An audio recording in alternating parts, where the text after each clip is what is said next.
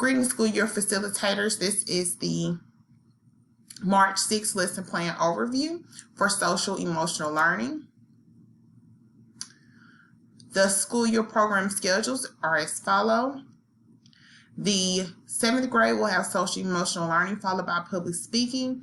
8th grade will have public speaking followed by social emotional learning. Today's topics will be coping skills for SEL and advocacy speech structures for public speaking. For the SEL lesson, the theme is coping skills. The guiding question is, what are healthy coping skills and when is it important to use them?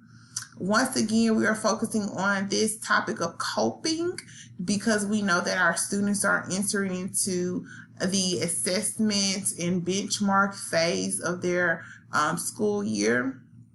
They are planning to provide Georgia milestones for students, even though we're in a hybrid learning environment. And so a lot of students are having an increased sense of anxiety and are feeling overwhelmed. And we want them to focus on these learning objectives so that they can be confident and learn how to use healthy and effective coping skills to manage their stresses and different woes that they're facing during this time.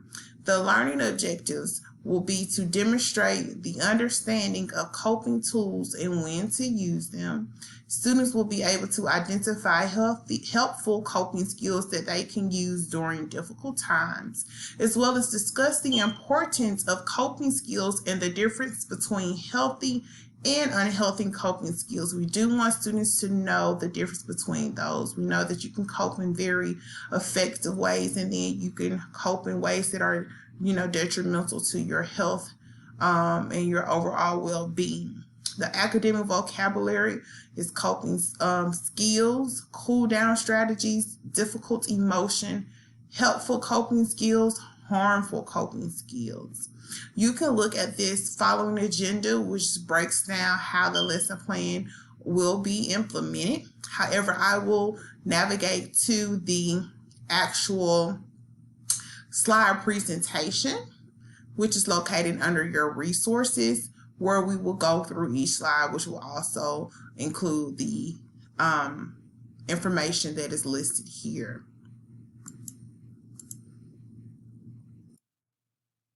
So today's lesson is brought to you by Empowering Education. It is a resource that supports social emotional learning and mental health of adolescents.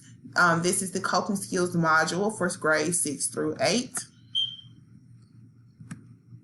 Your learning goals will also be listed in this slide, so please review with students. The do now. What makes you lose your cool? So please ask students this. They can jot it down. The answers down in the chat box. You also can open this up for an open discussion. Students should list things that impact their tempers flaring or whatever makes them feel frustrated or angry.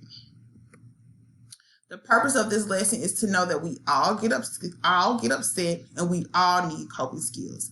Everyone in life needs these skills in order to learn how to decompress and turn your frustrations into a solution that is both positive for oneself as well as the other people that are around. So students will listen to this or watch this hook. It is a video clip and it is called Release. And so it is in the perspective of a middle school student or individual who has to navigate the various frustrations that come along with this age and stage of development. In the video, we'll provide various strategies that students can use in order to cope. And after they watch the video, they will answer these questions again in the chat box, or you can open it up for a group discussion. This video is about 5 minutes. So the hook says, what strategies in the video clip did you find effective? Are there other ways not mentioned in the video to relieve stress? And so there is no right or wrong answer. Please have students participate in this discussion, and you can use the wheel of names. Again, that's a tool, a suggested tool in order to get students to participate, to randomly call names, a random name selector.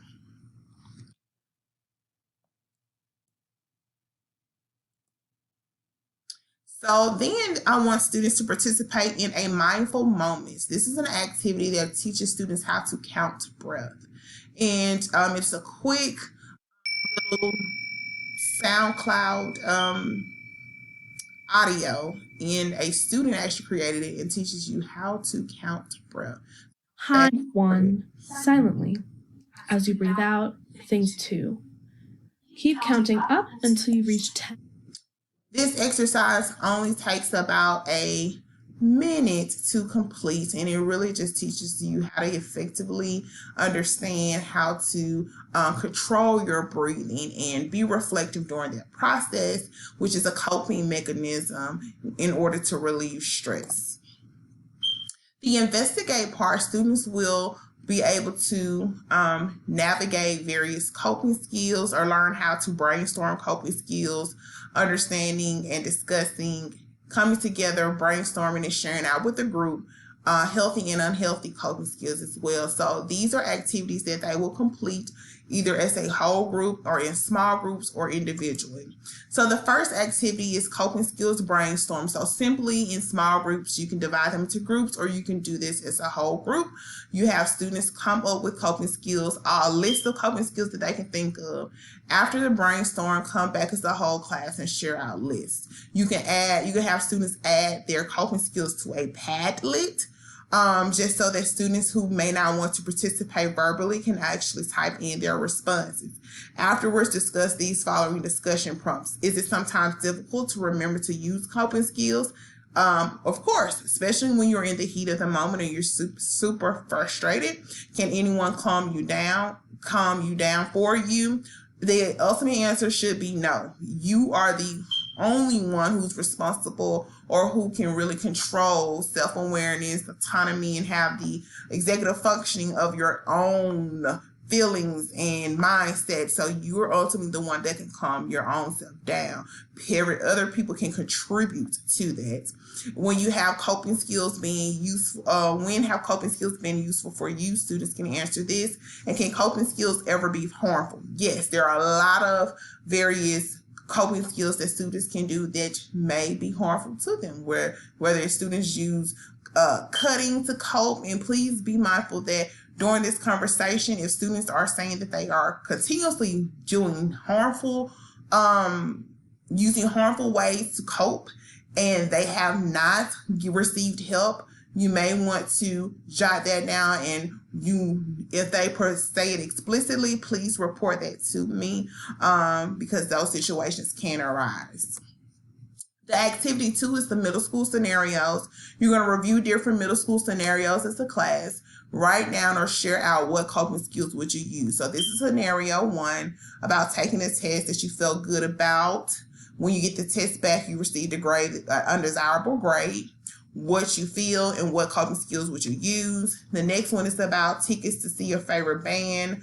You've been looking forward to seeing the band, and you are very antsy in class and possibly a distraction to others in a learning environment.